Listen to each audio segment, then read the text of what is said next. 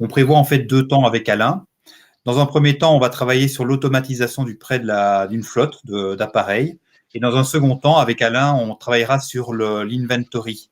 Donc, voir un petit peu quelles sont vos demandes par rapport à la chose, par rapport à cet outil qu'on pourrait mettre en place. Et ce sera l'occasion d'échanger sur ce sujet-là.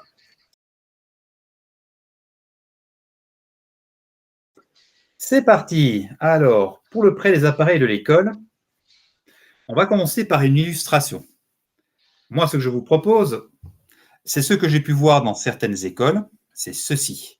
Dans certaines écoles, quand il y a un prêt des Chromebooks, bien souvent, c'est sous la forme d'un papier. L'éducateur, le référent numérique, propose ce type de papier en 2 parties, une partie pour l'élève et une partie pour le référent, pour le prof, pour l'éducateur, pour celui en fait qui prête le Chromebook. Le problème, c'est qu'au final, bien souvent, on travaille à la hâte, on oublie parfois de remplir ce papier-là, ou alors on perd un petit peu dans les données, dans les statistiques, on ne voit plus tellement où sont partis les appareils et s'ils sont revenus. C'est pourquoi ce qu'on aimerait bien mettre en place avec vous aujourd'hui, c'est une automatisation du prêt des Chromebooks. Alors, ceci n'est guère sexy. Moi, ce qui m'intéresse, c'est la partie de droite qu'on va construire ensemble, où vous voyez qu'au fur et à mesure, en vert ou en rouge, on voit les Chromebooks ou les appareils qui ont été prêtés, et l'on voit ceux qui sont revenus. Comment mettre en place cette automatisation? Ça va être le travail aujourd'hui. Alors, pour ce faire, je vais vous montrer, on va directement passer à la pratique. On va travailler avec des QR codes, avec 2 QR codes même. Un QR code pour la machine, c'est celui qu'on voit en noir et blanc, et un QR code en couleur, Jim Morrison ici en l'occurrence, pour l'élève. Alors, imaginons que je vais prendre ma caméra. Je suppose que vous voyez mon téléphone. Ouais. Oui. Avec mon téléphone, donc c'est Jean-Philippe Boll Compagnon pour l'écran. Avec mon téléphone, hop, je vais aller sur une petite application qui va me permettre de scanner. Jusque-là, pas de problème. Je vais scanner mon QR code. Si je peux te couper, Jean-Philippe, déjà, simplement, il faut imaginer que le QR code que Jean-Philippe va scanner maintenant est sur la machine qu'on va prêter à l'élève. Et puis, en fait, le QR code avec le nom de l'élève est sur un document de l'élève, que ce soit une carte d'étudiant ou un journal de classe ou quelque chose comme ça. Automatiquement, il va me proposer d'ouvrir un formulaire qui va être précomplété. Donc là, je ne sais pas si vous voyez bien sur mon écran ce qui se met.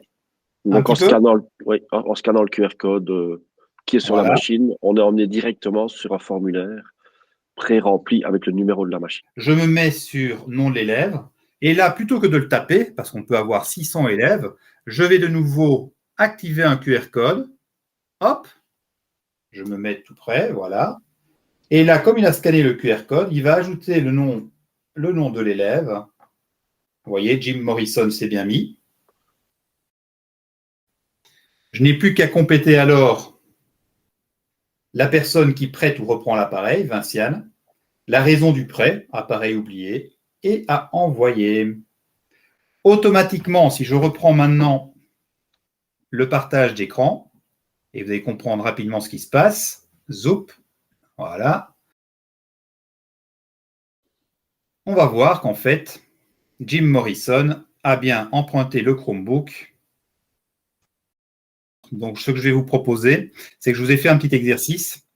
Ici, en fait, si vous passez à la dia suivante, à la dia, et si à votre tour, vous scanniez, normalement ici, ça devrait, donc j'ai mis une dia par personne, donc si Delphine, tu es là, tu as une dia qui est composée, tu vois, d'un QR code pour emprunter une machine, et en dessous, une fois que tu empruntes la machine, tu peux remplir le formulaire et tu auras le QR code de l'élève.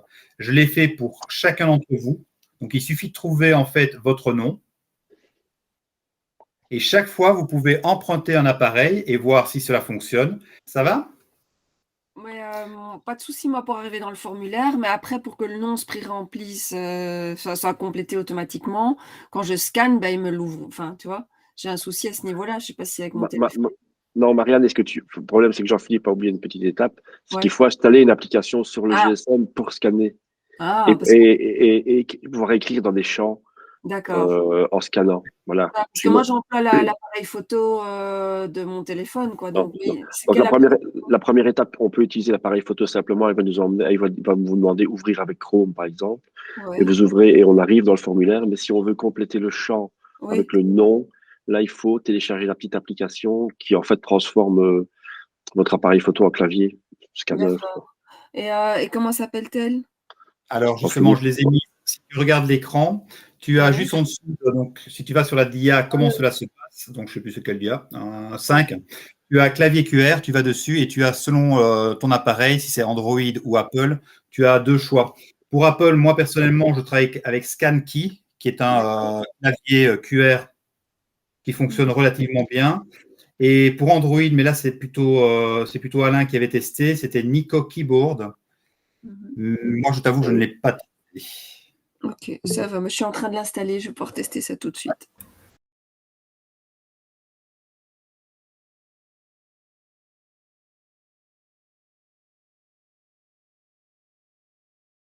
Donc, le fait qu'on utilise différents appareils, ils sortent leur smartphone, directement ils scannent le QR code, ça nous semblait en fait beaucoup plus rapide. C'est ça. Ce qui explique le choix que nous avons fait au final. Ça va? En tout cas, c'était Alain Bachung. Qui avait l'étiquette Alain Bachung?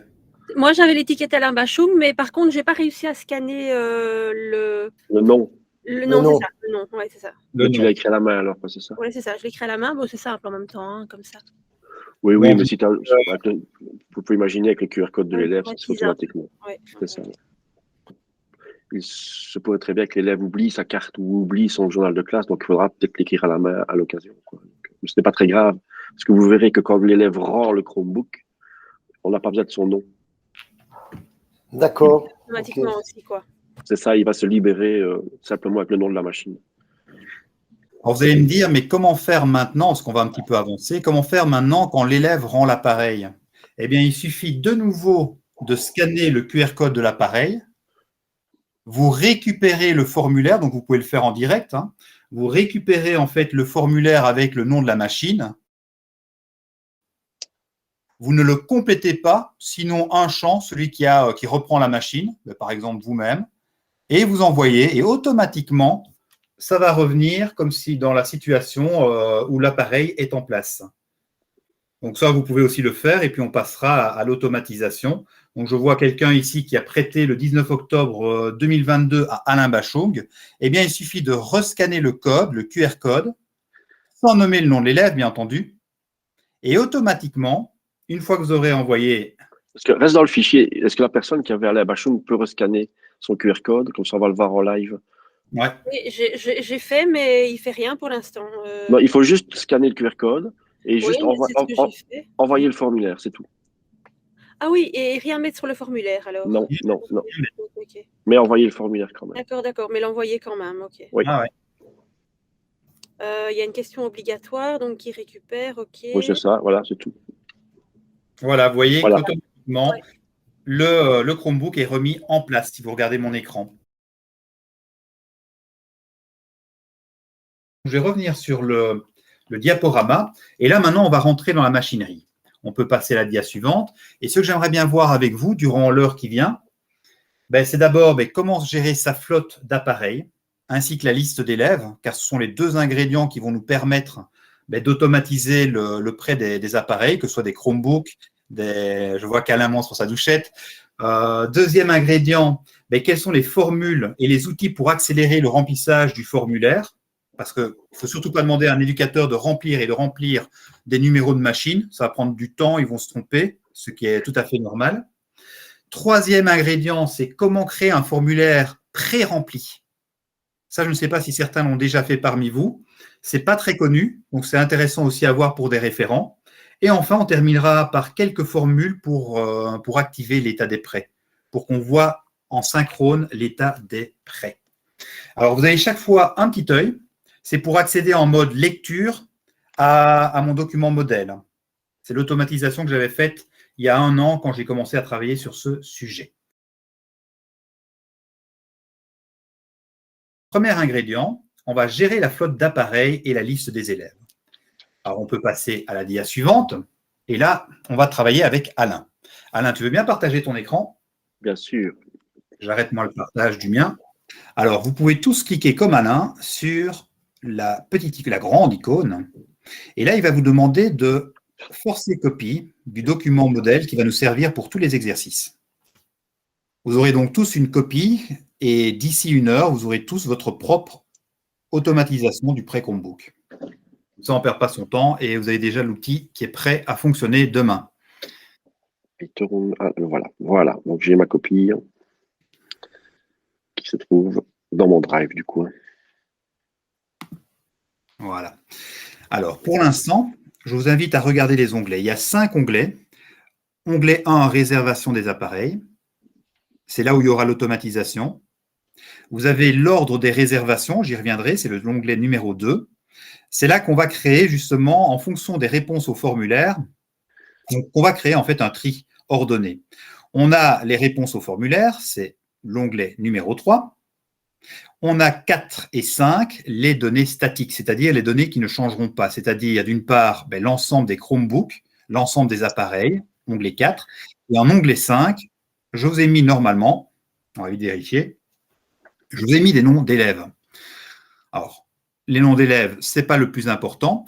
Nous, ce par quoi on va commencer ici, c'est par l'onglet 4, la flotte. On va travailler sur la flotte dans un premier temps.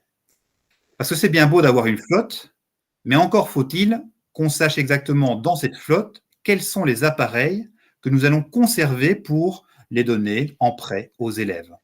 Et si vous regardez bien, vous avez une colonne F, statut de l'appareil.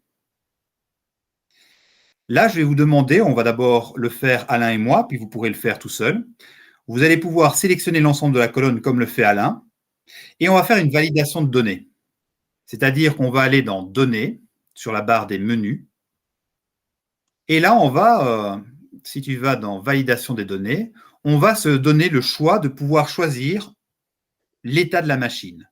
Alors, dans Validation des données, tu vas dans Critères et tu vois que pour l'instant, il est marqué Liste créée à partir d'une plage. Tu peux mettre Liste créée à partir d'éléments. Tu cliques et tu peux ajouter les éléments à côté. Et là, moi, je mettrai Assigné parce que l'ordinateur a été donné à un élève. Il a été assigné. Tu pourrais mettre Empruntable. Ça va nous permettre de distinguer tous les ordinateurs qu'on peut prêter aux élèves durant l'année.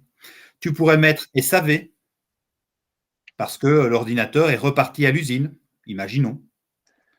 Tu pourrais encore mettre, je ne sais pas si tu as d'autres idées, Alain. C'est déjà pas mal. Ah bah, on va se contenter de ça. Après SAV, on pourrait bien mettre Marais Frais. Non. Si tu veux. Tu peux enregistrer. On n'attend pas Doudou pour faire la fête. Benoît est de retour. Je suis là. Doudou est là. Tu peux enregistrer. Voilà. Et par conséquent, sur toute la colonne F, vous avez une petite flèche qui apparaît dans chaque cellule.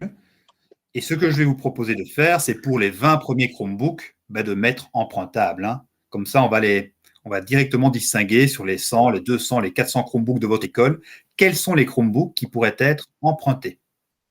C'est le premier ingrédient. Je suppose que s'il y avait des problèmes, on entendrait des gens rugir. Je suppose. Hein.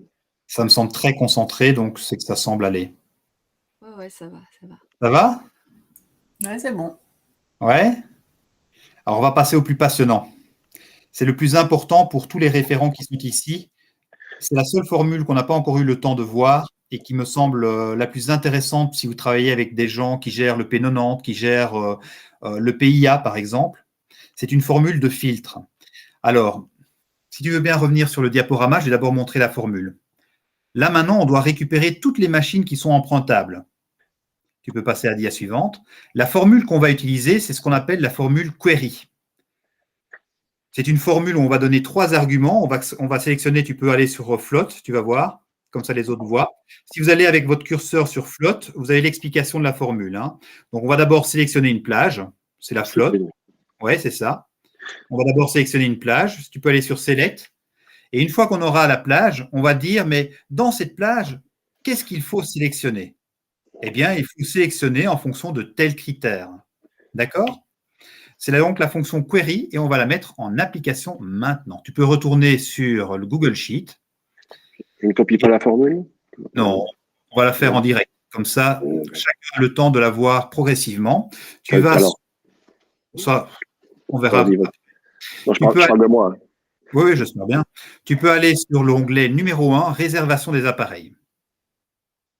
Catastrophe, il n'y a pas d'appareil pour l'instant. On voit qu'il y a l'ID, on voit qu'il y a le lien vers le formulaire unique, et pour l'instant, tout ça est vierge. On va le remplir. Alors, la première chose qu'on va faire, c'est mettre égal. Avec dans la case A1, dans la colonne B, ID. B2, je suppose. Ouais, B2. Et on ne devra le faire qu'une seule fois. Tu mets donc query, Query. Voilà. Tu ouvres les parenthèses. Et comme je disais, il y a 3 arguments. D'abord, premier argument, il y a la plage. La plage où il va falloir aller chercher. Donc, quand tu es là, tu vas sur flotte entière, tu cliques sur l'onglet flotte entière. Voilà.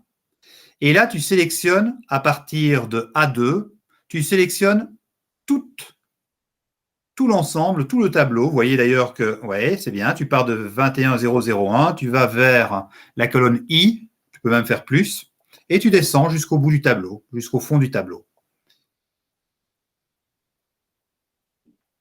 Oui, encore. Ouais, comme ça on a tout. Voilà. Voilà. Alors moi-même, je peux te dire que j'enlève quand je suis là, je ne continue pas, je fais stop et j'enlève la fin de J, donc il est marqué J325, si j'arrive à lire ton écran, ben j'enlève 325. J'enlève 325, comme ça je sais qu'il prendra tout le tableau si j'ajoute des valeurs par après. Et je fais point virgule. Maintenant, ma plage est sélectionnée. Alors, je peux revenir sur réservation des appareils. Zou. Là, maintenant, je dois lui donner mon ordre. J'ai sélectionné la plage, argument 1.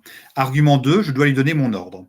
Attention, il faut mettre des guillemets. Ça, je ne l'ai pas toujours compris au départ quand j'ai commencé à utiliser cette formule. Retenez bien, mettre des guillemets. Je mets l'ordre select, qui veut dire sélectionner. Et je lui dis, qu'est-ce qu'il faut sélectionner? Ben, je lui dis, il me faut la colonne, on va dire par exemple B. On ira voir si c'est B plus tard. Hein. Sélectionne donc la colonne B. Donc je mets B. Rien, il n'y a pas d'espace, pas de point, rien. Ouais. B. Mettre un espace. Alors non, moi je mets un espace entre select et B. Okay. Je fais encore un espace. Le deuxième terme important après select, c'est where, où. C'est la condition en fait, where. Et là, je vais lui donner un nom de colonne. Moi, j'ai choisi la colonne F. On ira voir si c'est bon après. Where F, la colonne F, est égale à. Et là, on ne va pas mettre des guillemets, on va mettre des apostrophes. 2 apostrophes. Et entre les 2 apostrophes, oui. À votre avis, quel est le mot qu'on va mettre? On doit aller chercher quelle information? Empruntable. Empruntable, vous le faites. Ça veut dire que vous suivez. Quand vous avez mis l'apostrophe au début, à la fin, et que vous avez terminé par des guillemets, tu peux terminer par des guillemets. OK. Ouais, voilà. Il te reste en fait maintenant à mettre un point-virgule, mettre faux pour lui dire de ne pas prendre en compte l'entête, et fermer la parenthèse, Enter. Je valide. Tu valides et tu regardes ce que ça donne. Alors, vous voyez qu'il a bien repéré, il a bien été chercher quelque chose. Simplement, c'est pas la bonne colonne. On va donc aller voir maintenant plus précisément. J'ai fait exprès parce que j'ai la formule exacte ici. On va aller voir maintenant plus exactement quelle colonne. On voit que c'est la colonne A. D'accord? Il a bien compris que c'était la colonne F pour le statut de l'appareil, mais pour l'ID, c'était la colonne A. Donc, on revient sur réservation des appareils. Et là, tu vas sur la formule donc B2, tu cliques. Voilà. Tu nous changes. Donc, tu avais mis quoi? Tu avais mis select B. Tu vas nous mettre select A, B. On va mettre 2 colonnes. Select A, B. Comme ça, on aura 2 colonnes. Where F est égal à empruntable. Tu peux faire Enter. Et vous voyez que maintenant, nous avons bien les ID des Chromebooks qui sont empruntables. Regarde bien si tu n'en as pas plus de 20. Mais normalement, c'est bon. Hein. Ouais.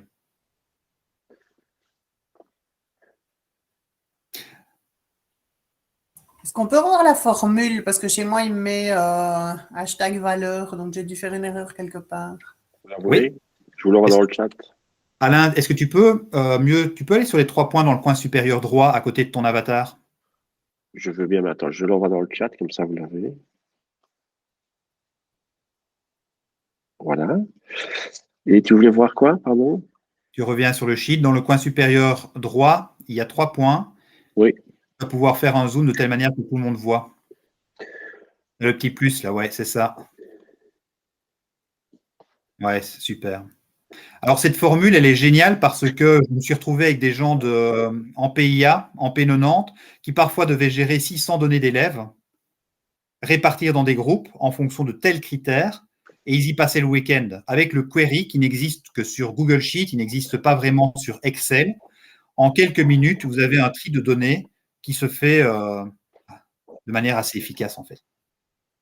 C'est une petite formule magique assez sympa. Donc la formule est dans le chat, hein, si vous voulez. Super, petite question. Là, on a utilisé donc de sélectionner la colonne A et B. Ouais. On pourrait mettre plusieurs colonnes, encore une troisième, une quatrième colonne. Alors, par exemple, limité à 2. Au lieu de AB, tu voudrais toutes les colonnes, par exemple. Ouais. Il suffirait de mettre l'astérisque à la place de AB. Tu aurais directement toutes les colonnes là où la colonne F est empruntable. Tu aurais donc tous les Chromebooks avec l'ensemble des données, l'ensemble des colonnes. Mais tu peux effectivement prendre colonne par colonne, comme je l'ai fait ici, séparé par une virgule. Sélectionner A, virgule, B, virgule, D, par exemple. OK. Et tu peux leur dire… Ouais, excuse-moi. Ouais. Et est-ce qu'on peut, tu vois, on a pris juste les empruntables. Est-ce que, par exemple, on pourrait mettre les empruntables et les disponibles, par exemple? Oui, ouais, est-ce qu'on peut mettre deux conditions? Deux conditions, ouais, c'est ça. Oui, on peut mettre plusieurs arguments. Okay. En fait, c'est ce que Vinciane a vu la semaine passée avec le AND. Hein, et. Le AND, le OU aussi, le OR ou le AND, les deux. Il y a le et le OU. Donc voilà. Est-ce que vous y arrivez? Je suis en visio. Oui. Oui, pas de problème. Oui, nickel. Si de cette formation, il y a bien une formule qu'il faut retenir, c'est celle-là, je vous le dis franchement. Les QR codes, c'est assez facile. Les autres sont parfois un peu compliqués, mais celle-ci, elle va vous servir tout le temps. Le query, franchement, c'est celle qu'on utilise le plus souvent chez Educit et avec les profs lorsqu'on travaille à l'automatisation de données. Et tu rappelles ce que veut dire le faux en fin de formule? Oui, alors le faux, attention ici pour ce faux. Parfois, certains mettent -1, comme Vinciane la semaine passée. Ici, le sens, c'est qu'il ne prend pas en compte la première ligne parce qu'il considère que c'est des en-têtes.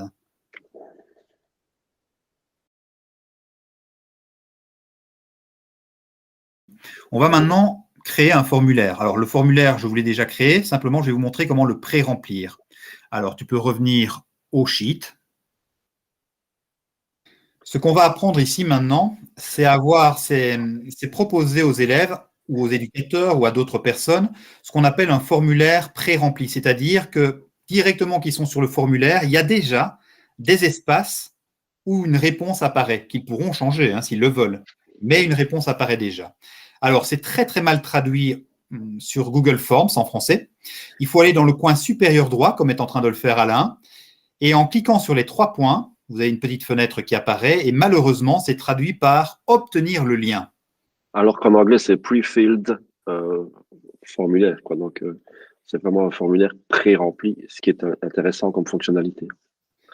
Comme quoi, Google Translate peut encore s'améliorer. Donc, quand vous cliquez sur « Obtenir le lien », là, je pense qu'Alain, tu peux le faire, sauf si quelqu'un nous arrête. Non. On récupère le formulaire. Et vous voyez ici dans l'adresse, on a pré-fill. Dans l'adresse URL, si tu veux bien agrandir de nouveau avec les 3 points pour qu'on voit bien ce qui se passe. Voilà. Donc ici, on a effectivement pré-fill. Moi, je vais aller sur la première question, il est marqué ID de l'appareil. Et je vais donner comme réponse, en majuscule, le nom de la colonne de l'appareil empruntable. Vous vous rappelez, dans le Sheets, il y avait une colonne qui s'intitulait ID, en majuscule. Tu peux le noter. D'accord. Chacun d'entre vous peut le noter s'il a réussi à à trouver le formulaire pré-rempli. Si c'est le cas, vous descendez tout en bas, comme Alain va le faire sans doute. Je vais descendre tout en bas ici. En bas. Et là, vous avez le bouton « Obtenir le lien ». Alors, de nouveau, là, c'est assez bizarre parce que quand vous avez cliqué sur « Obtenir le lien », vous voyez que vous devez encore le copier. Attention, parce qu'il y en a plein qui l'oublient. Tant que vous n'avez pas copié, ce n'est pas bon. Hein. Ça va? Et une fois que ce sera fait, on pourra revenir vers… JP, Ouais. comment, ici, on met dans l'ID de l'appareil, on met ID. Ok. ID, oui. Et comment il va savoir dans quelle feuille il doit aller chercher cette colonne-là? Parce que les deux sont liés, hein, Benoît. Le formulaire est lié avec… Mais donc, il faut que dans tous les onglets, il ne faut pas qu'il y ait le même nom de départ. Non, c'est parce que tu es parti de l'onglet… on est parti de l'onglet ici. On forme des réservations. Hein. C'est bien cet onglet-là du sheet qui est lié au questionnaire. Donc, les réponses vont arriver dans ce sheet, cet onglet-là. Pardon. Attends, gamin, tu comprendras après. Alors, est-ce que ça va pour tout le monde? Est-ce que vous avez bien le formulaire qui apparaît en troisième partie?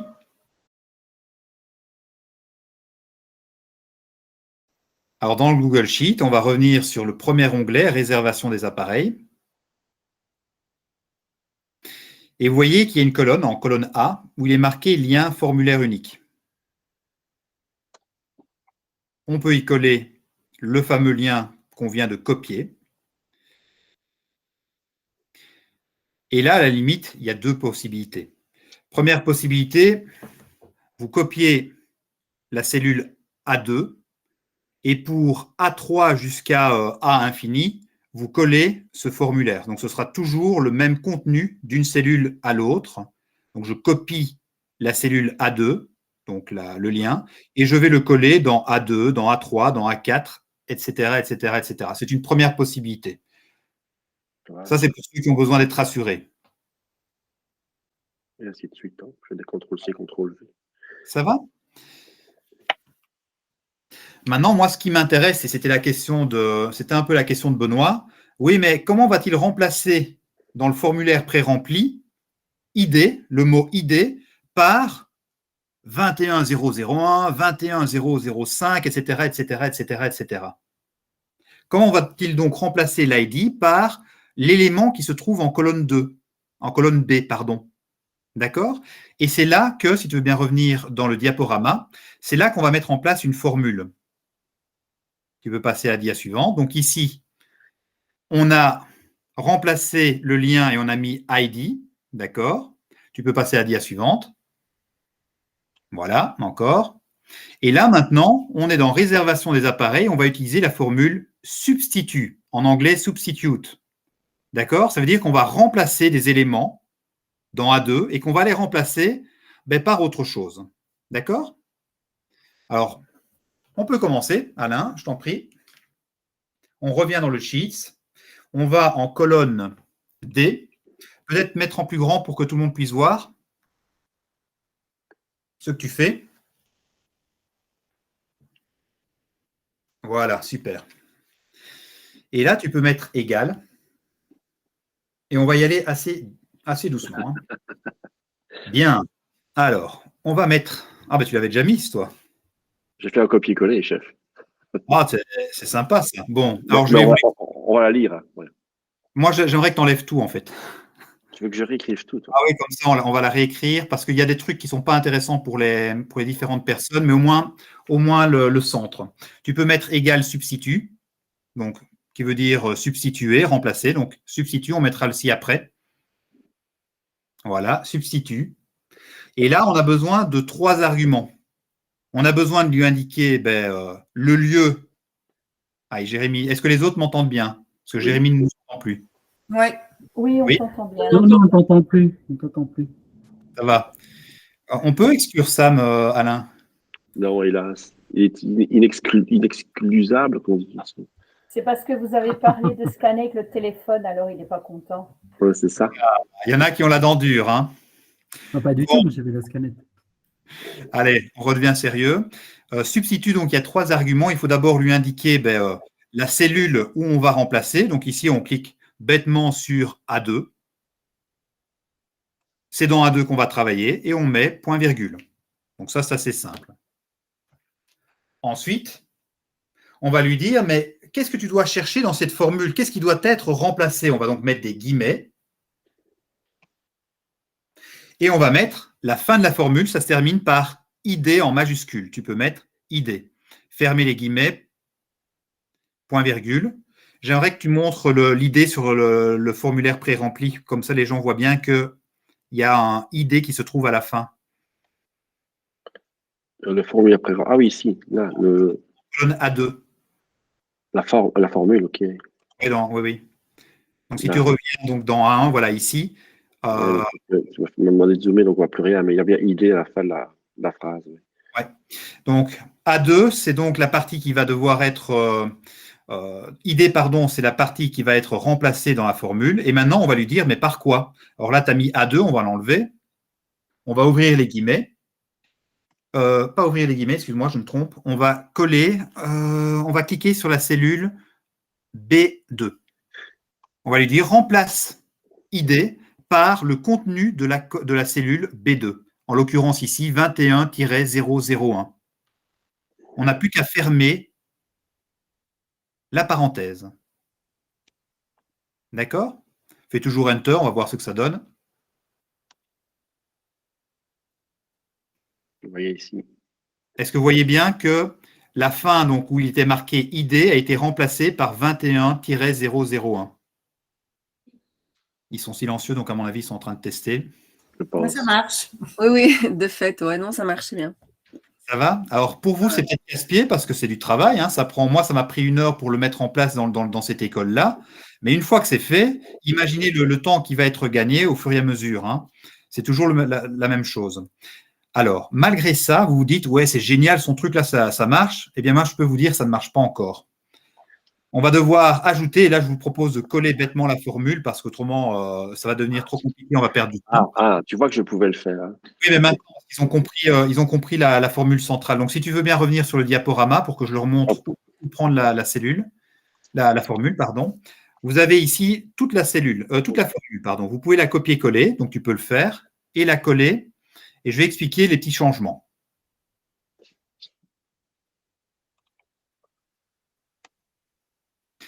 Alors, c'est une formule imbriquée. De nouveau, si tu veux bien agrandir un petit peu. Voilà. Vous repérerez au centre le substitut A2 ID B2. Donc, il est pile poil au centre ici. C'est ce qu'on vient de faire.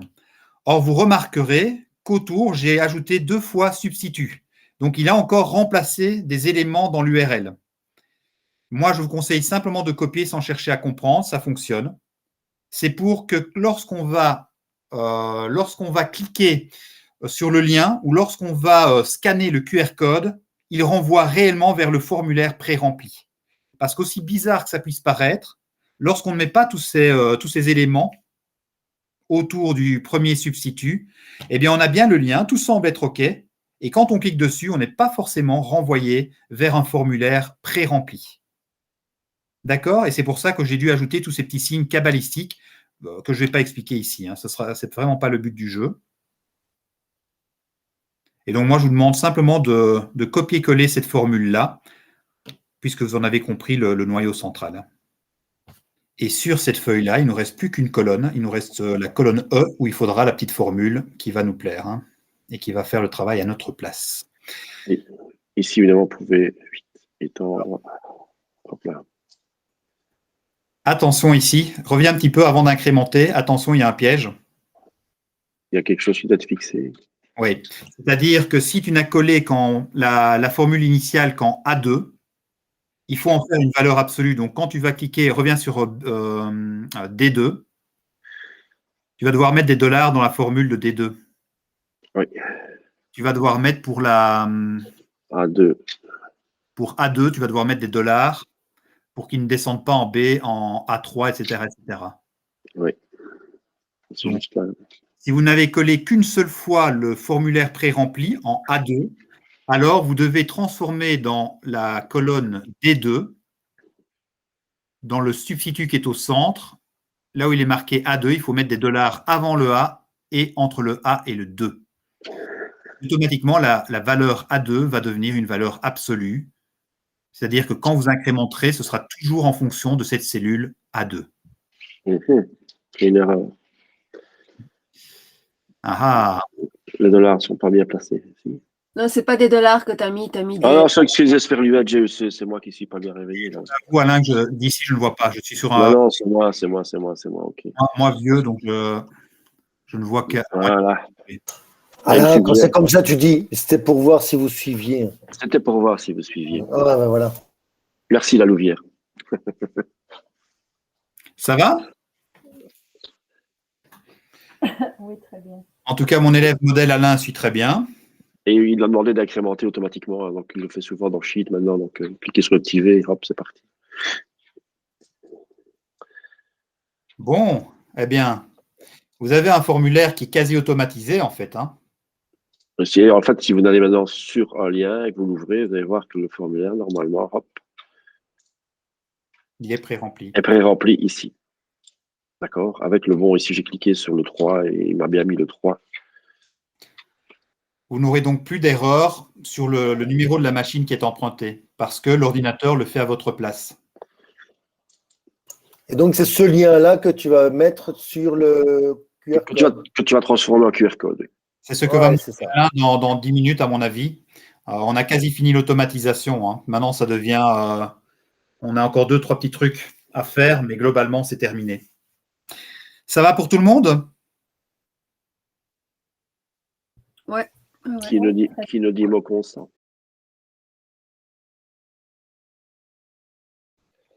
On est parti. Maintenant, je vais vous expliquer pourquoi. Mais j'attends d'abord que Alain reprenne le contrôle. Je vais vous expliquer pourquoi on a un onglet 2 qui s'intitule Ordre des réservations. Alors, de fait, vous avez le formulaire des réservations en onglet 3, où vont arriver l'ensemble de vos réservations. Bon. Mais ça n'a aucun intérêt, parce que comment va-t-il savoir qu'un élève a remis le Chromebook? Comment va-t-il contrôler cela? Moi, je vous invite, va un petit peu sur le diaporama, je vais vous montrer ce qui se passe. Et là, tu as le petit œil rouge, un petit œil blanc sur fond rouge. Et on va aller voir un petit peu ce que j'ai fait comme automatisation ici sur le document mère. Tu peux aller sur formulaire de réservation, c'est l'onglet 2 ici. Vous voyez qu'en fait, les réservations sont placées, les emprunts sont placés de manière chronologique. Ce qui, moi, ne m'intéresse pas parce que quand on rend l'appareil, je ne sais pas si vous vous rappelez, on ne met plus le nom de l'élève. Regardez ce que ça donne. Ordre des réservations. Voilà. Lorsqu'une personne remet l'appareil, je ne sais pas si vous voyez en colonne C, on ne voit plus son nom. Qui plus est, j'ai classé de manière antéchronologique, c'est-à-dire que c'est vraiment le premier formulaire, la première réponse ici en ligne 2, c'est la dernière réponse qui vient d'arriver sur le formulaire. Comme ça, je suis certain qu'on voit la zone blanche en colonne C2. C'est extrêmement important parce que dans ma formule, je vais lui dire ceci. Quand la cellule C2 est vierge, ça veut dire que le Chromebook est en place. Quand la colonne C2 est occupée par un nom, par exemple ici je vois en B, en C, pardon, C6 je crois, Bernard Isler, ça veut dire que le Chromebook est emprunté par Bernard Isler.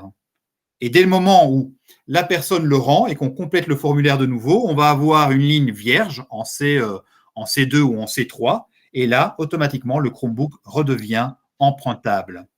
Ça va? Donc, on va travailler sur l'onglet Ordre des réservations, et je vais vous demander d'utiliser une formule qui s'appelle SORT, sort, c'est trier. Donc, tu peux revenir sur le modèle, et là, je le fais en même temps que toi, Zoup. Donc, tu es dans quel onglet, Jean-Philippe? Ordre des réservations. Voilà. Et dans Ordre des réservations, ça va aller très rapidement. Vous pouvez cliquer sur la cellule A2, égale, et on va utiliser une formule de tri qui s'appelle SORT, sort. J'ouvre les parenthèses, Il n'y a que 3 arguments là encore. Je vais d'abord lui spécifier la plage. Où dois-je aller chercher les réponses? Eh bien, je vais aller cliquer sur Forme des réservations. Et là, je vais sélectionner tout le tableau. D'accord? J'ai plus qu'à faire point virgule. Et maintenant, je dois lui indiquer, mais quelle colonne, en fonction de quelle colonne trier? Moi, je veux que ce soit la colonne du temps. Vous voyez qu'il y a un horodateur ici, en colonne A. Le horodateur, c'est là où il va indiquer quand le formulaire a été envoyé. Et donc, je vais lui dire la colonne 1. Je mets le numéro 1 pour colonne 1. Tu peux donc taper 1, point virgule. De nouveau, il y a la question des en-têtes. Est-ce qu'il faut prendre en compte l'en-tête, donc la ligne 1? Ben moi, je dis faux, il ne faut pas le prendre en compte. Je ferme. Enter, entrée. Et là, il va me retrier antéchronologiquement toutes les réponses. Alors, il a pris l'en-tête, bizarrement. Il faudra qu'on voit le pourquoi. Peut-être, mais un peu A1, donc dans la plage forme des réservations, A1. Là, tu as mis 1. Ouais, ici, à cet endroit-là. Ouais. Il faudrait voir un petit peu quand il y a des réponses. Alors, okay. Ouais, si tu ne veux pas mettre en anglais false. Non, mais vrai. On va voir ce qui se passe si tu mets vrai.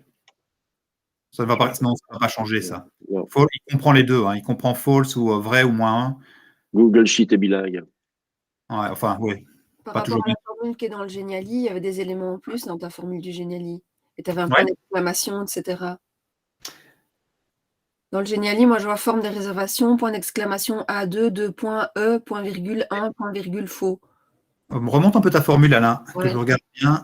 Alors, la formule que tu as. Non. Il ne faut pas prendre l'entièreté de la feuille, mais démarrer à partir de A2. Ouais. Ok, merci, Vinciane. J'ai compris. Hop là. Il y avait bien le point d'exclamation, mais alors prenons A2.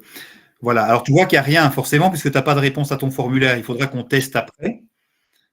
Mais en l'occurrence, ça fonctionne. Si tu veux remontrer le document modèle dont on s'inspire. Le document modèle dont on s'inspire, oui, pardon, voilà. Si vous allez sur ordre des réservations, vous voyez que tout est classé du formulaire le plus récent, 19 octobre 2022 à 14h21, au plus ancien, et là, on remonte dans les dates, forcément. Ça va? Alors, j'espère que vous avez bien compris pourquoi on remet en ordre l'ensemble des réponses au formulaire. C'est parce que dans notre formule qu'on va attaquer maintenant, il va prendre en compte le fait que c'est un espace vierge en colonne C ou un espace occupé par un nom. Si c'est un espace occupé par un nom, le Chromebook est emprunté. Si le Chromebook, par contre, c'est un espace vierge, ça veut dire que le Chromebook est libre et empruntable. Ça va? Est-ce que vous avez tous mis la formule SORT, S-O-R-T? Ouais. Oui? Ouais. On a quasi terminé l'automatisation, alors. Bon. Si tu veux bien revenir 2 secondes sur le diaporama. Vous avez les formules. Donc, vous pouvez, je pense même qu'elles sont interactives, c'est-à-dire que je les explique. Si vous allez dessus, je les explique normalement. Peut-être pas le SORT, si, je l'ai fait aussi. D'accord? Tu peux passer à la dia suivante.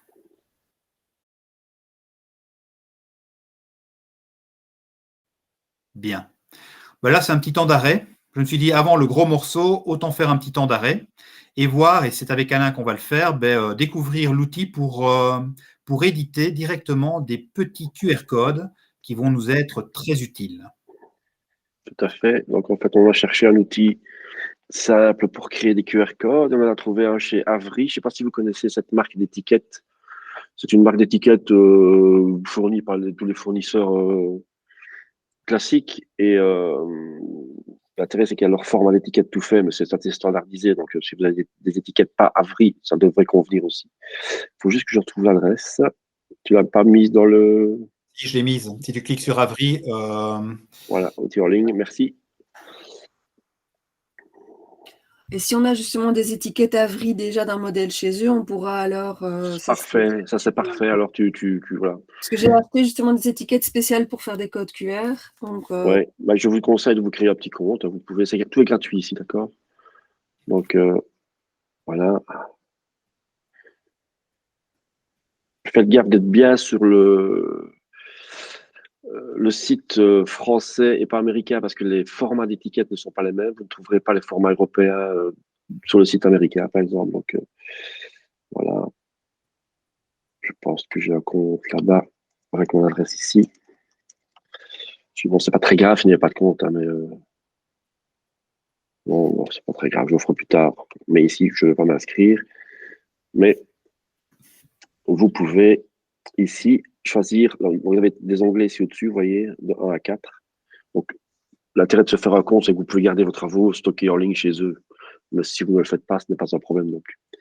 Donc, ici, vous choisissez un modèle d'étiquette. Et vous avez tous les modèles de chez Avery, ici. Je vais essayer de retrouver celle que j'utilise moi, par exemple, dans mon école. Hein, c'est un format où il y a 16 étiquettes. Bon, peu importe, on prend celle-là, c'est pas très, très important en fonction des étiquettes que vous avez. D'accord? Voilà, Attention peut-être pour l'étiquette de l'appareil, choisir une étiquette qui est quand même assez solide. Oui. Moi, j'ai remarqué qu'avec les étiquettes papier, elles tenaient très très bien et on a même du mal à les enlever après un certain temps. Elles collent, c'est très compliqué. Donc voilà, vous choisissez le format d'étiquette qui vous convient. Imaginons celle-là. Hop, et puis vous avez sélectionné le modèle. Ouais. Et il passe dans le modèle. Alors, vous avez pas mal de petites choses. Moi, je prends toujours un modèle vierge, mais vous pouvez personnaliser si vous avez envie. OK? Moi, je vais prendre le modèle vierge. Ça ne m'étonne pas de toi, ça. Là. Benoît, je savais que tu n'allais pas pouvoir te tenir. Donc, je prends la création et c'est ici qu'on va devoir apporter ces données. D'accord? Alors, vous pouvez apporter pas mal de choses. Je vais passer les petites choses. Si vous voulez faire un QR code, vous allez cliquer sur QR code. OK.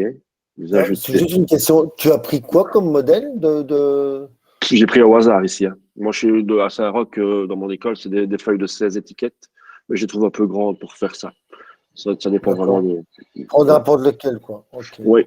Si vous ajoutez un code barre, il va vous demander, oui, OK, mais tes données pour faire tes codes barres, d'où viennent-elles? Et vous allez ici choisir une feuille de calcul. D'accord? Vous faites suivant. OK. Et j'aurais dû, pardon, ce sera plus simple. Ici, je vais prendre la copie de l'exercice. Je vais télécharger. Hop. Un CSV. Oui, je télécharge. Mais le bon onglet, pardon, où est-ce qu'il est? Voilà. 5. On va prendre ce premier onglet où il y a les idées, donc, pardon, les adresses que je vais transformer en QR code, la colonne D. C'est ça que je veux transformer en QR code. Donc, je fais fichier, télécharger en CSV. Il y a d'autres manières de faire, mais c'est celle qui marche, qui fonctionne le mieux, je trouve, avec la petite plateforme. Il y a soi-disant la possibilité de chercher les fichiers dans le drive, mais c'est impossible de retrouver ces fichiers correctement, je trouve. Pas de filtre. D'accord? Donc là, vous avez laissé feuille de calcul et vous faites importer des données. Et je vais chercher, vous voyez ici, il y a Google Drive, j'ai essayé, mais en fait, vous avez tous vos sheets de votre drive qui ne sont pas triés, c'est impossible de retrouver le bon. Donc, moi, je le télécharge sur mon Chromebook ou sur mon PC, ça marche. Ici, je suis sur un PC. Windows. Et Benoît, ne fais pas de réflexion, s'il te plaît. Et je vais chercher un fichier dans mes téléchargements. Je viens de le télécharger. Voilà, copier exercice. Je prends ce fichier. Les espaces, normalement, les séparateurs doivent être des virgules. On vérifiera. Voilà. Et il reconnaît mon fichier, en fait. Hein. D'accord? Vous voyez ici qu'il a une prévisualisation. Et je peux dire, il me faut tout ou pas. Je peux dire, pour l'instant, il me faut que, en fait, la colonne ici, URL modifiée, je pourrais décocher, mais je peux le garder si par exemple, je veux faire apparaître le numéro de l'appareil sur l'étiquette. On va garder tout, vous allez voir, vous allez comprendre. Je fais suivant. OK. Et regardez ici, j'ai mes en-têtes de colonne qui sont apparues. D'accord? Ici. Et je vais simplement choisir le bon format Donc ici, c'est un code barre, mais une URL ne peut pas se transformer en code barre. Le code barre, c'est trop simple. Donc, je vais aller chercher un QR code. OK? D'accord? Un QR code, c'est du texte. Et regardez, tout simplement, je vais chercher l'URL modifiée. Donc, c'est la colonne D, hein, vous vous rappelez.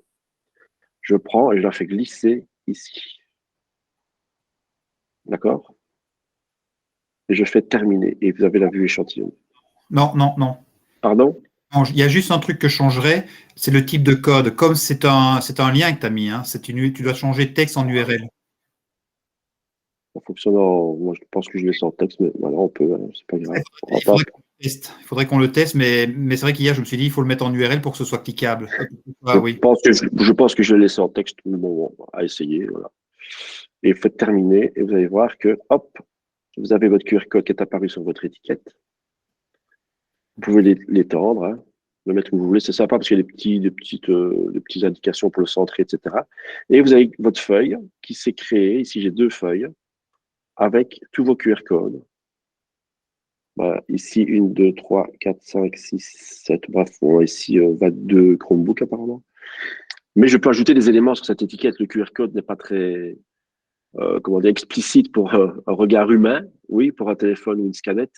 Bon, par exemple, vous pourriez très bien vouloir ajouter du texte.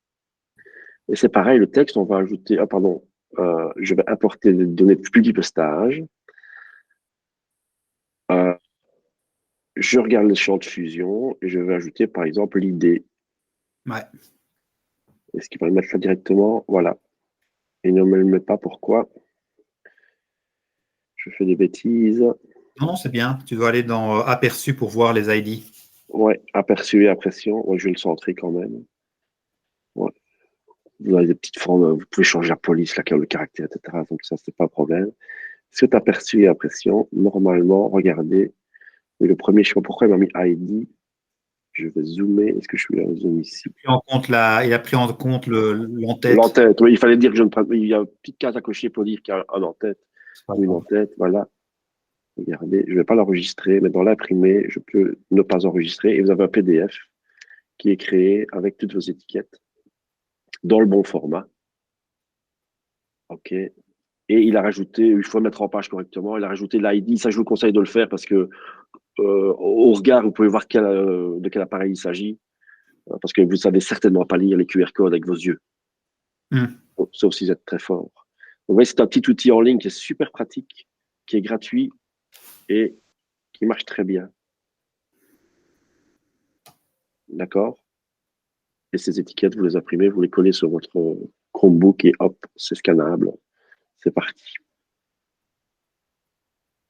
OK pour vous? Vous avez des questions pour cette partie-là? Mais de toute façon, ici, tu as le lien vers Avry. Hein, donc, si tu cliques sur le texte importation des données élèves. Oui. Oui, Frédéric, c'est quand même bien foutu. Oui, c'est vrai que nous, ça a été vraiment une belle aide pour l'enrôlement des Chromebooks. Oui, c'est super bien.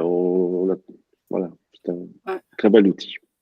Oh non, top, ici, ça marche. J'ai testé les étiquettes. Ça peut vous être utile dans votre boulot de référent, dans d'autres circonstances. Hein. Créer des étiquettes, des QR codes. C'est très pratique pour faire des publipostages assez facilement en ligne, quoi. Et c'est vrai qu'ici, l'idée, c'est que maintenant, dans certaines écoles, les élèves ont une sorte de carte de l'élève avec leur QR code pour la bibliothèque, pour l'emprunt d'un Chromebook, que sais-je encore. Voilà. Et c'est utilisé dans au moins 2 écoles où je suis allé. Là, c'est l'atelier de Namur, pardon. Voilà, vous voyez, Jean-Philippe s'est amusé à faire des choses un peu plus jolies. Et ça ne sert pas d'avoir une belle carte avec un QR code comme ça. Et il faut se poser la question aussi, à quoi peut servir le QR code? Oui, ça peut servir auprès des Chromebooks, mais il y a certainement d'autres. Peut-être que ça existe déjà dans vos écoles pour d'autres utilisations. Il faut peut-être l'utiliser pour le près des Chromebooks. En tout cas, moi, je vois pas mal de possibilités de ces petits QR codes. Pour la suite, je vais expliquer quand même la formule la plus importante, mais elle est tellement longue qu'on ne va pas que vous allez faire un simple copier-coller. Si tu veux bien passer à la dia suivante, on va terminer le prêt des Chromebooks, l'automatisation. Alors, c'est quasi terminé. Il nous manque encore une grosse formule et c'est celle qu'on va faire maintenant. Courage. Là, maintenant, tu peux passer à la dia suivante. C'est une simple ou une compliquée, JP? Ça dépend pour qui, Benoît. Ah non, parce que depuis tantôt, JP il dit que c'était simple. Non, là, Alors c'est que compliqué. que ça fait trois lignes de long. Là, Non, là, je me dis que elle fait si des elles sont lignes. compliquées, ça fait 10 lignes. Mais elle fait des lignes. Ah, Si tu regardes bien l'écran que propose Alain, ça, c'est toute la formule qu'on va devoir faire. Alors, pour la comprendre, je vais d'abord vous montrer ce que ça donne. Donc, si tu veux bien aller sur le sheet, et on reviendra après là-dessus, dans la partie réservation des appareils, le sheet modèle, hein, oui. Vous voyez que dans la colonne G, Hop là. la colonne G, il est marqué soit en attente de réservation, soit en place, soit prêté à, et donc là, il faut trouver le nom de l'élève, tiret, et on a la date, le 18 octobre 2022. Alors, si tu veux bien revenir vers la formule, je vais quand même rapidement l'expliquer. Vous avez ici 5 ou 6 formules, hein. Vous avez un si, et en fonction de ceci, il va décider s'il met telle ou telle formule. Premièrement, si vous voyez, on a un XLOOKUP, il va aller rechercher l'information et il va voir si en fait le Chromebook est en place ou pas. Si en fait, je vais peut-être expliquer moi-même parce que j'aurai ma loupe. Là, je vais prendre le contrôle, excuse-moi. Non, non, je t'en prie. Ce sera plus simple parce que je vais pouvoir vraiment orienter ma loupe sur la formule. Zoup. on n'a Voilà. pas le même mot de simple, hein, JP, tous les deux. Non, on n'a pas la même conception du simple. C'est la seule formule compliquée en fait, hein. En fait, vous avez ici un ordre qui dit recherche l'appareil X. D'accord? En fonction de B2, donc c'était l'ordre. Dans la page ordre des réservations. Et si tu vois qu'à telle colonne, il n'y a personne, que la colonne est vierge, il n'y a pas de nom de personne qui a emprunté le Chromebook, alors tu peux indiquer en place. Dans le cas contraire, tu dois faire ce qu'on appelle une concaténation. Et cette concaténation, c'est quoi? Si ce n'est pas vierge, si la cellule n'est pas vierge, donc s'il y a un nom d'emprunteur, tu dois concaténer prêté à. Et là, tu dois d'abord avoir le nom de la personne qui a emprunté un Chromebook et tu dois savoir le nom de quand elle l'a emprunté. Et c'est pour ça que vous avez plusieurs XLOOKUP. Donc, c'est une formule que vous avez vue la semaine passée, en tout cas pour quelques-uns parmi vous. C'est une formule qui permet de rechercher d'une feuille à l'autre des informations. Alors, moi, ce que je ferai pour la plupart d'entre vous, c'est je copie la formule, je fais un copier-coller, et d'ailleurs, je vais vous la mettre dans le chat. C'est pour ça, JP, que dans le formulaire, il y avait des emplacements. Tu mettais justement que c'était pas obligatoire pour laisser vide. Oui, ouais, c'est exactement ça. Alors, hop, je vous mets la formule dans Le chat. le chat. Et là, vous pouvez la coller. Donc, normalement, vous voyez mon écran. Vous pouvez la coller en G2.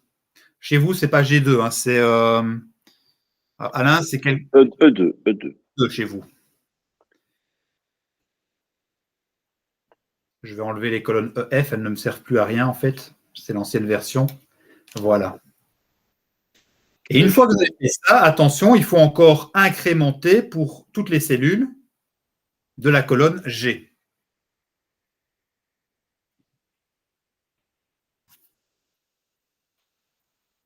Donc, je répète, je vais en G2, je E2. colle la formule, E2, pardon, je colle la formule que j'avais mise dans le chat et qui, oui, Ben, est compliquée cette fois-ci. Et je l'incrémente pour toutes les cellules de E2 à E, etc., etc. Voilà. Et vous devriez avoir dans chaque case une case verte qui vous dit en attente d'une réservation. Tout à fait. Et une fois qu'il aura été loué une première fois, ce ne sera plus en attente, ce sera en place. Votre automatisation, normalement, elle est prête à 90%. Bon, tout simplement vous dire une dernière chose, parce que là, on va maintenant terminer. Avec Alain, on a imaginé qu'on pourrait très bien avoir une notification par mail. Ouais, en fait, je peux vous expliquer, moi, dans mon école, en fait, quand un élève amène un Chromebook en panne pour en récupérer un, donc on lui en prête un, ok, la personne va dire j'ai prêté ce Chromebook-là à Tartampion, mais ce qui est intéressant aussi, c'est que le référent numérique sache qu'il y a un Chromebook en panne à traiter. D'accord? Donc, moi, mon formulaire, j'ai ajouté une section conditionnelle dans mon petit formulaire. Et si c'est une panne, alors on arrive dans la deuxième section, on décrit juste la panne. Et alors, j'ai utilisé un petit outil qui envoie un mail au référent ou aux personnes qu'on veut pour lui signaler. Et il y a un Chromebook en panne à aller, dont tu dois t'occuper là où les Chromebooks sont en prêt, quoi. Ou sinon, la personne qui prête les Chromebooks doit encore envoyer un mail pour dire j'ai récupéré un Chromebook en panne. Donc, moi, je reçois un mail avec l'idée de l'appareil, le nom de l'élève et la description de la panne. Comme ça, je sais que je dois passer au bureau, traiter la panne, quoi. Ça va? Et j'utilise un petit outil payant parce que j'avais pas beaucoup de temps et je trouve quand même que c'est un discours qu'on peut avoir auprès des directions. Il n'y a pas beaucoup d'heures dans les écoles, mais alors, de temps en temps, on lâche un petit peu de sous pour nous faciliter la tâche. Et là, je parle de 39 € par an, hein, donc ce n'est pas non plus un budget énorme. C'est un petit module complémentaire de Google Forms qui s'appelle… Je l'ai mis dans… Vous cliquez sur Expérience d'Alain. Voilà, qui s'appelle Bien là. Email Notifications for Forms, qui est très ergonomique. Vous faites une petite règle. Quand telle question est remplie, eh bien, tu envoies un mail à telle personne. Voilà, c'est très simple à utiliser. 39 € par an, je trouve que ça valait vraiment la peine. Et ma direction n'a absolument pas chipoté. Je l'ai eu, quoi. Il y a d'autres solutions gratuites, etc., mais ça me prend encore 1 heure ou 2 de travail que je n'ai pas pour l'instant. Donc, voilà, de temps en temps, une solution payante, c'est bien aussi.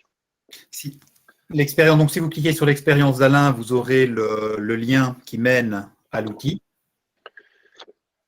Et c'est vrai que moi, j'ai testé avec Formule, mais ça prend un peu plus de temps. C'est beaucoup moins clair. Donc, c'est vrai que la solution que tu prônes est pour l'instant la plus… C'est très ergonomique, c'est vraiment très ergonomique. C'est facile. Moi, je l'ai pris en main en 15-20 minutes. J'avais compris, j'avais implémenté le truc, quoi. Alphonse? Jean-Philippe, tu dis avoir essayé d'utiliser quoi comme outil? Formule, qui est un outil de notification par mail à partir de Google Sheet, un module complémentaire vraiment chouette. Ah, voilà. Et qui permet un trigger, donc un déclenchement.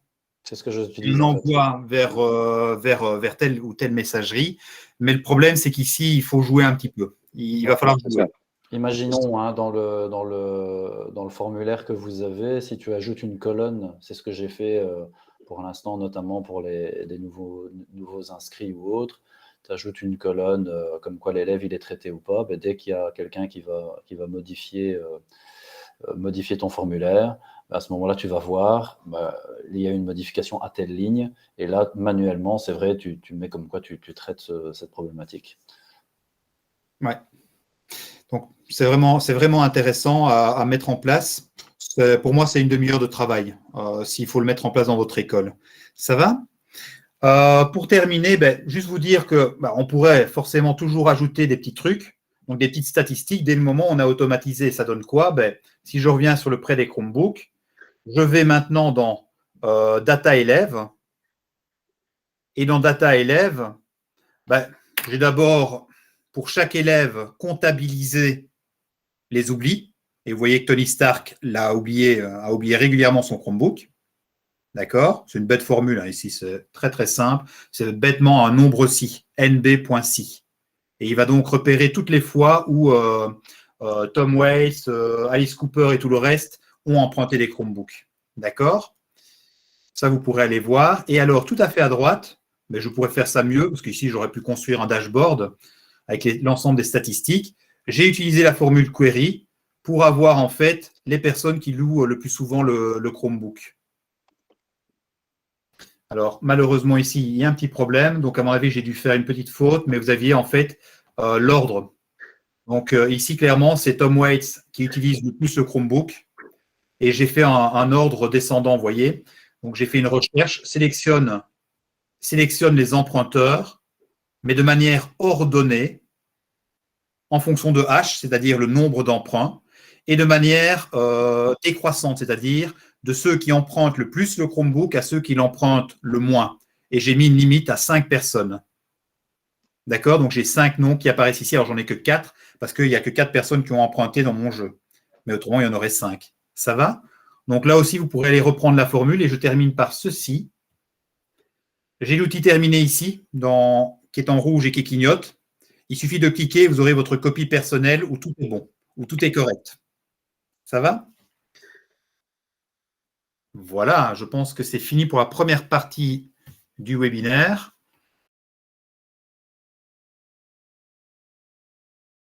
Rassurez-vous, la deuxième sera courte. La deuxième partie étant, comme vient de le dire Alain, un échange. Non, c'est ça. Oui, non, de toute façon, c'est plus des questions. Voilà, on essaie de travailler sur ces outils-là. Parfois, on est dans des impasses. Moi, j'espérais pouvoir faire un sheet de gestion de flotte avec les outils qu'on vient de vous proposer intégrés, mais on a un gros problème avec Chromebook Inventory qui n'est plus maintenu. Donc, mauvaise nouvelle pour nous, il faut plus trop compter dessus. On n'a pas encore trouvé de vrais remplaçants parce qu'on tombe vite dans le payant et parfois le payant très cher. Donc là, il faut qu'on explore. Jean-Philippe, par rapport à notre conversation, j'ai exploré, mais c'est plus cher qu'on ne pensait. Donc là, pas de souci, Jérémy, il n'y a pas de souci. Parce que moi, je pense qu'on ne peut pas maintenir un fichier sheet qui n'est pas en lien direct et synchronisable avec la console, parce que la console doit rester notre référence. Et si on construit un sheet en dehors de la console avec aucune synchronisation, on va avoir un sheet qu'on va laisser tomber un jour ou l'autre parce que notre référence c'est la console et c'est là qu'on va retrouver les vraies infos. Donc, l'idée c'est qu'on cherche, voilà, mais on se donne du temps pour le trouver, une manière de synchroniser ça et d'avoir un outil intégré. Moi, ce que j'avais envie de vous demander, c'est est-ce que vous avez des besoins? Et alors, on ne peut pas vous promettre de répondre à tous vos besoins, mais s'il y a des choses qu'on peut vous proposer en plus, ça nous intéresse. Je suppose que mes collègues seront d'accord avec moi, mais plutôt que de créer des choses qui ne seront pas utiles, autant qu'on voit s'il y a des vrais besoins. Donc, moi, j'ai simplement préparé un petit WooClap que je vais vous partager. Et si vous vouliez bien répondre à ces petits WooClap, ce serait sympa. Donc, l'idée, c'est de demander aux référents que vous êtes si vous avez des besoins auxquels on pourrait essayer de répondre d'ici la fin de l'année scolaire. Donc, je mets dans le chat le WooClap. Donc, si vous cliquez dessus, il y a une seule question. C'est de quel outil ou je ne sais plus comment je l'ai formulé, vous auriez besoin. Et alors, ce qui est chouette ici, c'est que vous pouvez vous exprimer, dire voilà, moi j'aimerais bien un outil qui fait ça, un outil qui fait ça, le tableau c'est bien, mais ce serait bien s'il faisait ça en plus. Et vous pouvez liker les suggestions des autres. Comme ça, on verra si s'il y a des choses qui sont une attente un peu plus globale, quoi. Et vraiment, on pourrait essayer de construire des. Voilà, maintenant, on ne vous promet pas d'y arriver non plus, parce enfin, moi, je suis pas développeur, on n'est pas développeur. On voit que Jean-Philippe maîtrise bien les formules simples et compliquées de Google Sheet.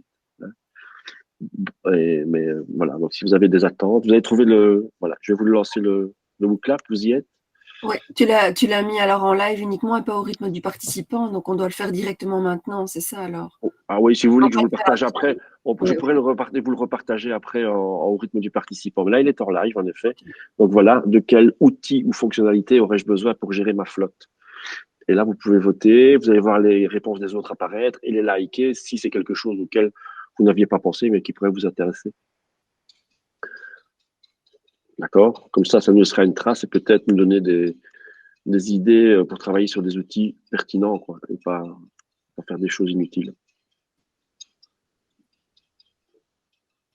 Oui, Frédéric? Pardon. Hello. Moi, j'ai une question qui n'est peut-être pas vraiment en rapport avec tout ça, mais parce que j'arrive donc avec mes rétos qui sont les premiers à avoir eu les Chromebooks. Oui, ils sont un peu comme chez nous, donc ouais. Okay. Fin de l'année, donc ils vont quitter Saint-Barth et donc je vais donc libérer les Chromebooks. Oui. Pour l'instant, je le fais un peu manuellement quand j'ai un Chromebook ou l'autre qui est acheté par les parents d'élèves qui ont quitté l'école, donc ça c'est facile. Mais j'en aurai 280 à libérer fin juin. Oui. Oui. Au début, je pensais passer par Chromebook Inventory en mettant une formule pour libérer. Est-ce que c'est toujours possible ou pas? Oui, pour autant que tu fasses une unité organisationnelle. Que les rétos? Oui, que les rétos, mettre les Chromebooks dedans et tu peux les libérer tous d'un coup. Ah ouais. J'espérais avoir trouvé un outil qui permet de le faire. Je peux vous en parler. Il s'appelle le Chromebook Getter, qui est un peu le successeur de Chromebook Inventory, mais il est payant. Et on espérait que ce ne soit pas trop cher, à peu près 80 € par an. Mais si on veut vraiment aller un peu plus loin, c'est plutôt 200-300 € par an, c'est que ce soit pas là. Donc il faut qu'on explore, on note à l'exploration. Et si vous trouvez ça cher, j'ai trouvé un outil génial qui s'appelle Visor, mais qui coûte 3,80 € par Chromebook. Donc, là, ça devient impayable. Mais on cherche, on sait qu'il y a des besoins, mais on n'a pas encore trouvé la bonne solution. Donc là, pour l'instant, même toi, par exemple, dans ton école, tu ne sais pas très bien comment tu vas gérer la libération de X Chromebook en fin d'année. Alors, où tu as quand même une solution. Si, parce que moi, et ça, je le conseille vraiment. Moi, je fais une unité organisationnelle par année. Ah oui. Donc, je sais que mes rétos, je vais devoir aller les chercher dans cette unité-là. Ça va me prendre un petit peu de temps, donc ce ne sera pas très automatisé si je ne trouve pas de solution d'ici là. Mais la bonne nouvelle, c'est que comme je suis concerné, je vais devoir aussi chercher de mon côté. Donc, peut-être que on vous tiendra au courant, hein, de toute façon. Mais Et moi aussi, hein, dans Saint-Roch, donc les rétos sont les premiers rétos qui vont partir l'année prochaine. Donc, je vais devoir chercher une solution aussi. Donc, et le Chromebook Getter le permettrait, mais il faut qu'on l'explore. Voilà, ça risque un petit peu de coûter des sous peut-être, si on ne trouve pas une solution gratuite. Ouais, moi, mes Chromebooks, ils sont encodés avec, comme tu me l'as conseillé il y a 2-3 ans maintenant. Il y a si longtemps. Si longtemps, par 2020. Donc, quand j'ai fait une sélection dès 2020, je sais que à 99%, ils sont en réto. Après, oui, mais alors, tu pourras toujours utiliser Chromebook Inventory dans cette situation-là, parce que le gros problème de Chromebook Inventory pour l'instant, et qui ne me convient pas pour l'outil global que je veux faire, c'est que tu peux descendre une unité à la fois. Donc ça va être facile, parce que tu descends ton unité 2020, d'accord, dans ton sheet. Là, tu as le nom des élèves, tu vas pouvoir repérer le nom des élèves qui sont sortis, et tu peux changer l'unité dans Chromebook Inventory et remonter vers la console. Ça ira. Merci. D'accord. Quand on veut travailler sur une unité à la fois, Chromebook Inventory fonctionne encore pour l'instant. Mais si on veut travailler sur toute la flotte, là, ça ne marche plus. Alphonse, tu avais levé la main, pardon. Oui.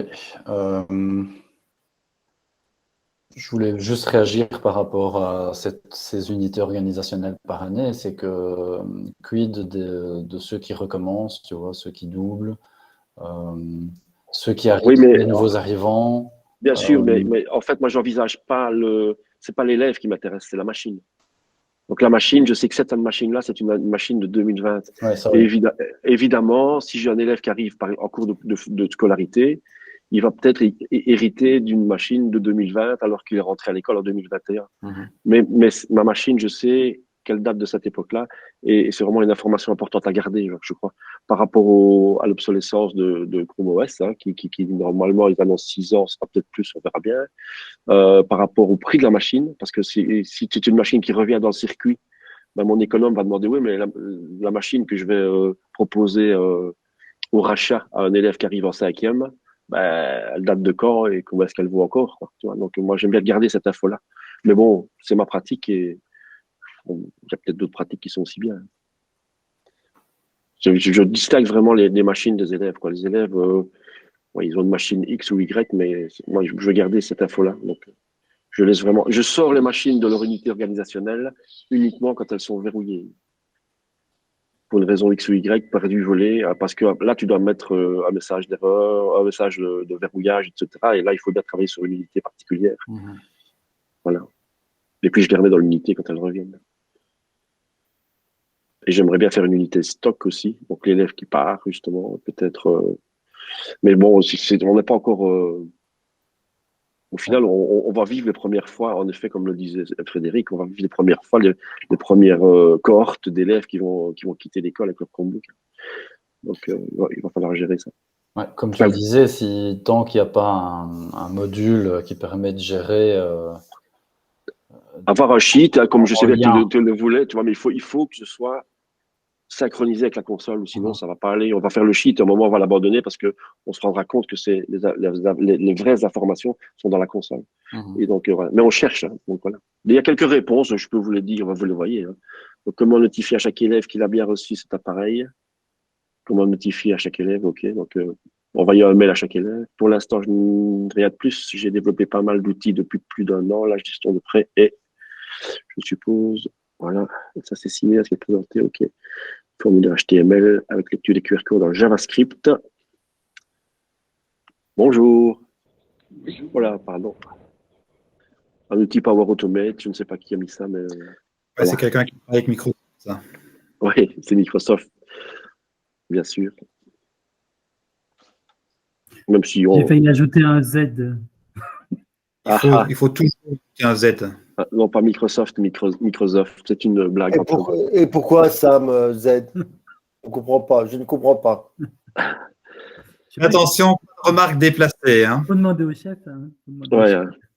Enfin voilà, donc et puis de toute façon, si vous avez des demandes ou des besoins, n'hésitez pas à revenir vers nous. On vous rappelle qu'il y a la fameuse journée des référents à laquelle vous êtes bienvenus aussi, hein, si vous pouvez faire le saut jusque Bruxelles. C'est le 15, c'est ça, le 15 novembre? Oui, c'est ça, le 15 novembre. Le mardi 15, donc vous êtes les bienvenus là-bas et on peut encore discuter de tout ça et échanger sur notre boulot.